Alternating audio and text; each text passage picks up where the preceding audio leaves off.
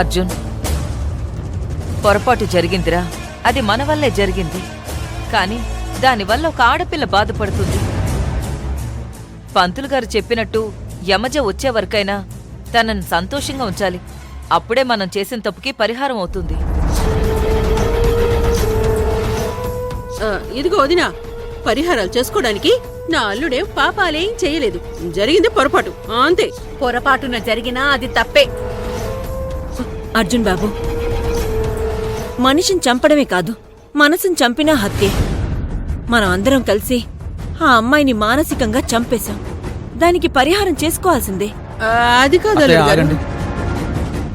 ఇలా మనం వాదించుకోవడం వల్ల ఉపయోగం ఏమీ లేదు. ఇప్పుడేంటి, కావేరి హ్యాపీగా ఉండేలా చూడాలి, అంతే కదా? పదండి. రా అర్జున్. రా బాబు. అర్జున్కి గతం గుర్తు చేయటానికి ఇప్పుడు ఏం ప్లాన్ చేస్తున్నారు ఏంటో. ఇంకా యమజ రావట్లేదు.